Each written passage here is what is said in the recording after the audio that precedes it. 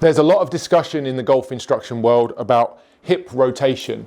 How much should your hips turn throughout the golf swing? Well, this video is going to discuss that subject and give you some key ideas and checkpoints to look for if you want to improve your ball striking and hit the ball longer and straighter than ever before. So let's begin with some basic checkpoints that I would say are important. And I've placed this alignment stick through my belt loops here just to help you see how my hips are moving. Hip rotation really is pelvis rotation. We have two hips, we have one pelvis, and I like to discuss how the pelvis moves throughout the time and space of the swing. So this stick that I've placed between my belt loops and through my belt loops will help you to see how my pelvis is moving. You could do this if you wanted to as well, just to try and follow along and see some of these key checkpoints. If you don't have belt loops and you don't have an alignment stick, you could just grab a golf club and place that across the front of your pelvis, almost resting on where your belt buckle would be. So let's talk backswing first of all. I think in the backswing, we want to see the knees changing flex, and the knees changing flex is the way that we allow the hips to rotate, the pelvis to rotate, okay? If you retard the knee flex change, if you keep your knees flexed, it's very difficult to rotate your pelvis very much at all, and that leads to a lot of problems further up the chain. You can't turn your shoulders fully, and then golfers start bending their arms, which leads to a whole host of problems. So learning and understanding that you're allowed to change your knee flex as you start the backswing, that's going to allow your hips to turn. And I would say that the pretty standard amount of rotation in the pelvis is around 45 degrees in the backswing, give or take. I don't mind seeing a bigger number than that, especially in golfers who struggle with distance or maybe some flexibility issues. If you don't have enough range of motion, allowing your knees to change flex more will allow your hips to turn further. I would typically say most golfers benefit from more hip turn in the backswing, not less. So that's the backswing. Fairly straightforward, knees changing flex, and this stick has moved through about 45 degrees. My knees also move in a similar way, in a similar trajectory, so it's worth just paying attention to that. The next piece is more valuable, I think, and the most important thing I believe golfers aren't taught about the downswing and the pelvis motion in the downswing. There's a lot of discussion about hip rotation. Lots of golfers trying to get their hips open, believing that that's a power source in the swing. And while there's some rotational speed in the golf swing, the real power in the golf swing comes from transferring the angular momentum that you create in the backswing into the ball. Simply turning or firing your hips more doesn't mean that that's going to happen. And there's one big component that I see missed out in the description of this movement. In the downswing, I'd break this down into two movements. I'd say that there is a lateral sway of the pelvis and a rotation. So if we said that we took those movements and isolated them completely, I just place this club down on the ground for a second. So this pelvis, my pelvis could rotate, pure rotation around this center axis, or it could also move in a linear fashion, a sway. There's no rotation as I do this. I'm just moving and displacing my pelvis back and forth. In the golf swing, both of those things happen. They're blended to an extent, but there's a very important hierarchy here in terms of how this works in the downswing. Once you reach the top of the swing, having completed your 45 degrees of hip rotation, the first thing you should do, and this exists in good golf swings, the sway happens before the turn. And I see so many golfers getting that wrong. They invoke the rotation immediately, which throws the club off plane. They get to the top of the swing, they turn their hips too quickly, it throws the hands and the club out, causing poor contact, loss of distance, and bad directional control of their shots. They think that they just need to open the hips. And as I say, that's really not true. The movement that you want to work on is closing those hips in the backswing. That's closing them 45 degrees. And then as you start the downswing, the first movement would be to feel like they almost stay closed. There's a very, very small reopening of the hips.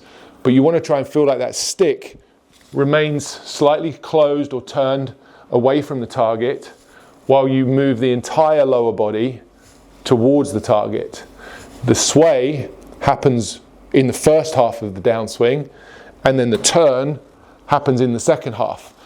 Learning to coordinate that movement is one of the defining skills in good golfers. It really separates golfers of different skill levels. I would say that's a real piece of the puzzle that so many people never learn, are never told, and certainly never get right. And when you don't get that correct, your ability to control the low point of your swing and improve your contact quality and consistency diminishes. You're not able to make good contact as you need to or as consistently as you need to, and you get more and more frustrated. So just one more time on that motion, it's a backswing of 45-degree hip rotation. That comes from the knees changing flex.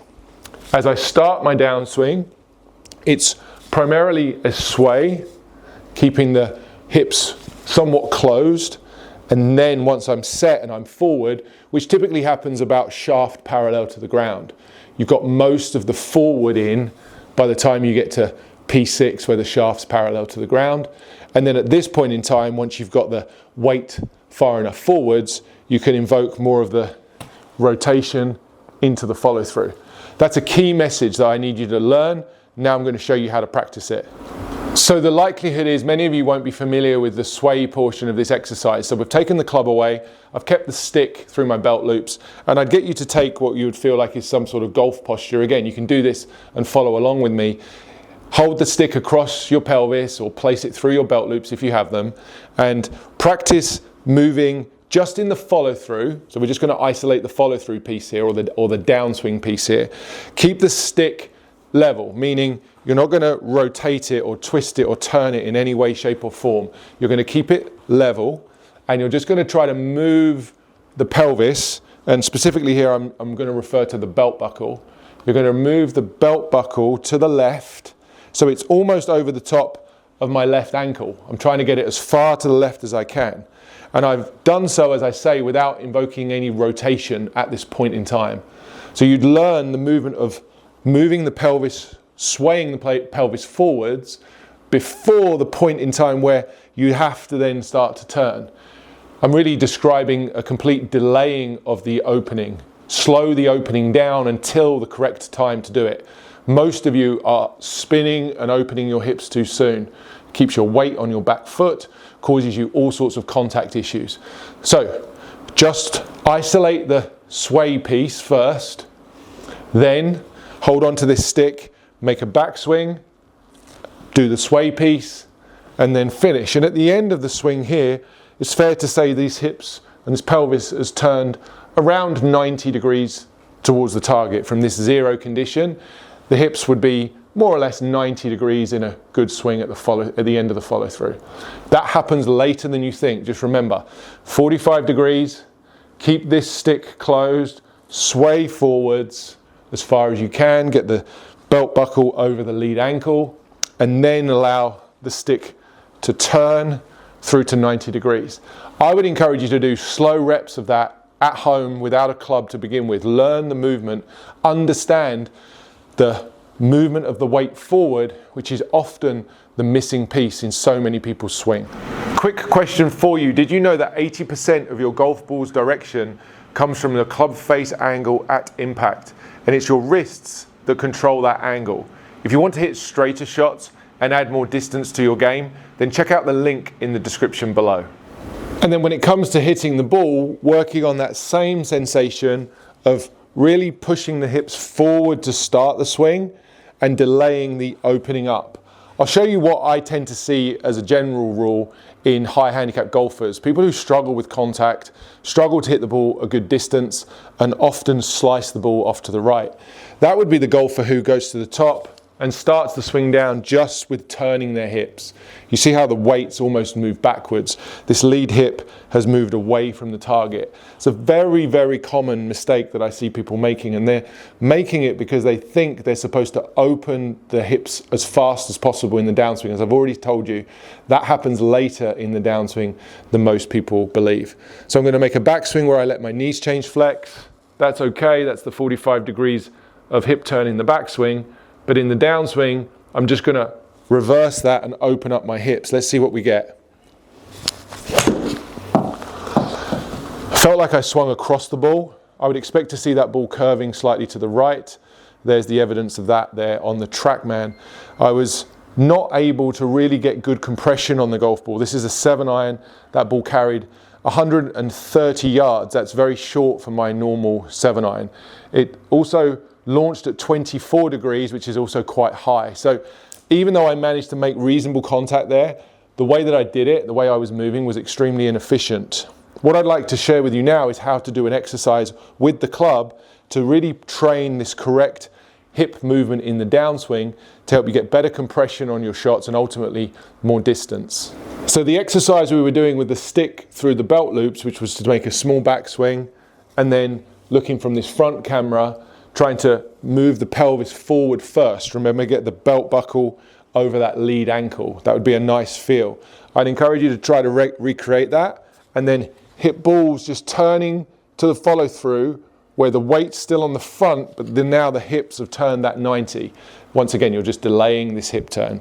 Swing back, 45 degrees of hip turn, allow the knees to change flex, and then as you start down, that first movement is to land the pelvis in the direction of the target. Move it target side, get the belt buckle forwards, and then turn into the follow through.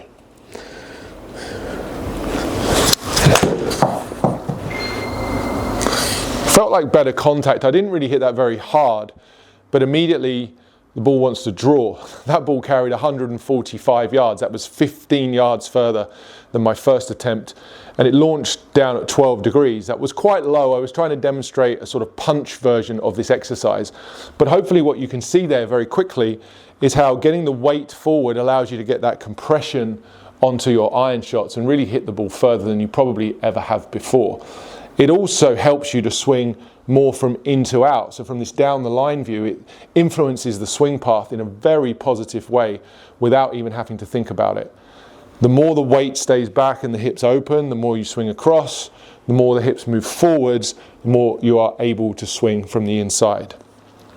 How the hip motion affects the rest of the swing really can't be overstated. It changes the delivery of the club, both from a club face standpoint and mostly a club path standpoint. I've been wearing the HackMotion wrist sensor during this video, but the wrist angles themselves are really going to change based on how you move your pelvis. So the cause and effect here starts with moving your body correctly. I mentioned earlier in this video, this movement of the pelvis is really one of the largest separators of skill between good ball strikers and high handicap golfers. So if you want to improve your golf, getting the movement of your hips and the movement of your pelvis correct is really something I'd encourage you to focus on. If you enjoyed today's video, I'd love you to check out more HackMotion wrist sensor videos to enhance your wrist training. You can click on the description that's down in the description of this video. There's a link that will take you to further HackMotion wrist training videos.